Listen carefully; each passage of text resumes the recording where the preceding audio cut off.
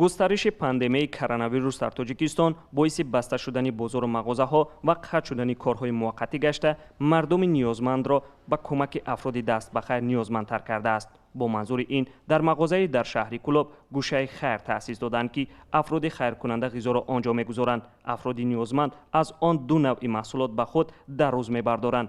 در این گوشه نیازمندان می توانند آرد، روغن، نان، شکر، چای خشک و دیگر مواد نیاز اولیه را رایگان به دست آورند. نفرای دیگر آمده میخرند چیزای لازمیشون رو از باز یشکای ما رو پر کرده با آدمایی که احتیاجمندن با او چیر رایگان داده می شود.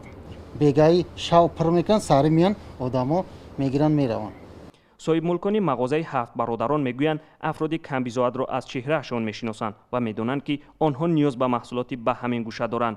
حالا از تأسیس این گوشه ساکنان شهر کلوب و دهات اطراف آن بیشتر آگاه شده شماره مشتریانشان هم می‌افزاید. اگر جامعه را همین قیمتیش کردن که به درجه گذاشته نمیشه.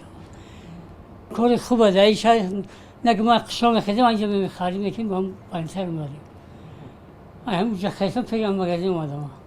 در این گوشه خیر هم صاحبان مغازه و هم ساکنان خیرخواه تا 500 سامانی مواد نیاز اولیه خریده می‌گذارند. از زمان شروع پاندمی کرونا و افزایش قیمت مال و محصولات نیاز اولیه افراد دارا و خیرخواه در گوشه‌های مختلف کشور نیز به مردم نیازمند و طبیبان کمک می‌رسانند. این در حالی است که پس از سر زدن پاندمی کمک زیادی از سوی مؤسسه‌های بین‌المللی مالی و کشورهای دیگر به تاجیکستان فرستاده شد، ولی احتمال این کمک‌ها در مدت کوتاه دسترس نشده اند. در پارلمان هم این مسئله بحث شده معیار کمک به هر عائله نیازمند مشخص شده بود.